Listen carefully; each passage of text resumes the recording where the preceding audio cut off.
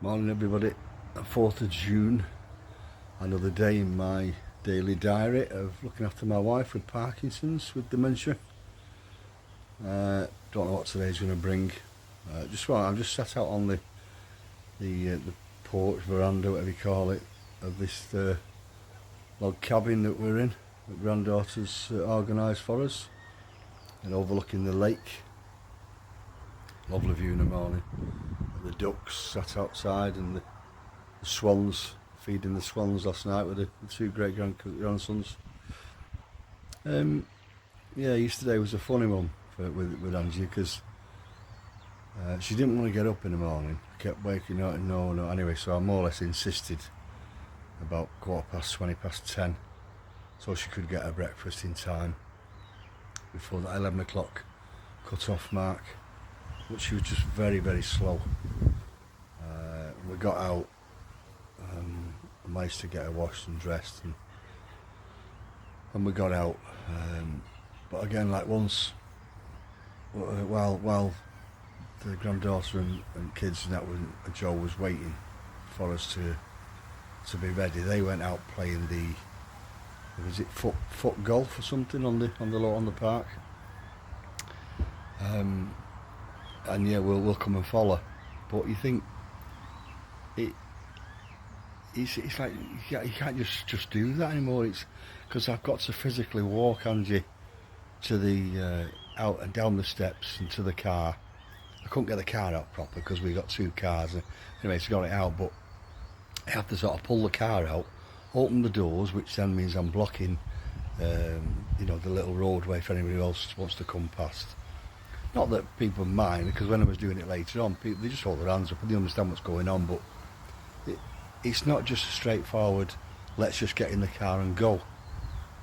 So it just took forever. And while I'm moving the car, I've got Angie sat on the seat thinking, is she going to try and force you falling over, because she's leaning a lot. So it just sort of starts from there, and this is like a day-to-day occurrence now. You've got to be thinking 2, 3, 4 steps ahead all the time. Anyway, so we got out and we went to a bug zoo with all a lot of tropical butterflies, and it was good actually. It was pretty good, pushing a wheelchair around the place. Interesting, completely different than what you normally think. So we had something to eat, but again, sort of an hour and 10-15 minutes to eat her scampi with chips.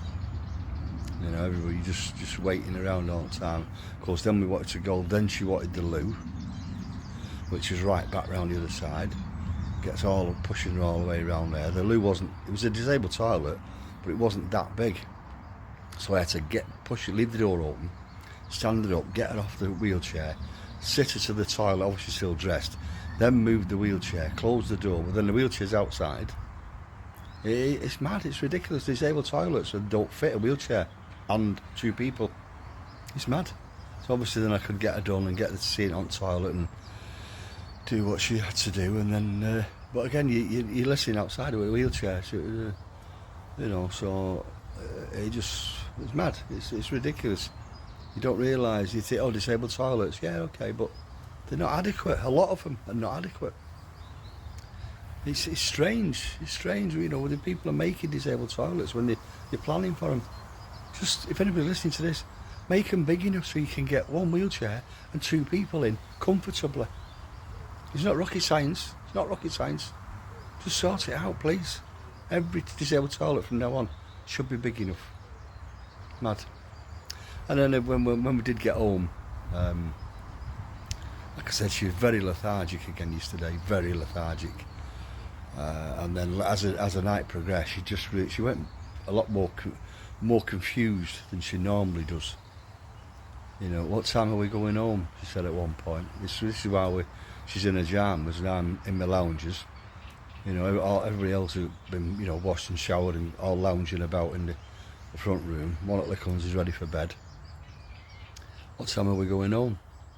I said, well, we're here till Friday. And she sort of looked at me with a proper confused look on her face, as though, I don't know what you mean. And then the granddaughter's called Cody Lee, And then later on she said, are we staying at Cordy Lee's tonight? Thinking we was at Cordy Lee's house. You know, even granddaughter looked over and she heard that, and I said, no, we're here till Friday. We're away, repeated it again. It's like, but you can't sort of say, I told you, you know all this, because obviously she doesn't. This is where the dementia side's kicking in. You know, so, and then when I got her in bed, are you getting in bed now? I said, no, I'm just going to tidy up, and, you know, that's my sort of, my way of saying, no, I'm going to have a couple of Jack Daniels on my own. Just wind down at the end of the day. I think without my Jack Daniels honey, that's my favourite, Jack Daniels honey. Without that, I think I'd be climbing the walls now. I think. I just got visions last night. The first one just went down straight away. So anyway, so I've just given her 8 o'clock tablets, you know, 15 minutes ago now, and she's well away. So I'm not sure what's going to happen today. I don't know whether to sort of make sure she does get up again so we can get out. But you know, if not, I might just leave her in bed. I'll see. I'll leave her in bed and let the others go and do, you know, what because you can't expect them to not go out, you know. So yeah, so you can't really plan much, you know. Every day's different, and you just go on as and what's needed, go along with it, you know. So right, so I'm going to finish my coffee, just enjoy this bit of sun. I'm sat down now, and before the great grandkids get up and come mithering and playing all over me, and Grandad this, and will you do that, can we do this, can we play that. So, you know, proper start to your day. You know, you don't get a chance to slowly get going. It's like boom, straight in, right in the deep end. So yeah, this is the fun side to it, you know. So it's not all bad. It's good. I'm liking it.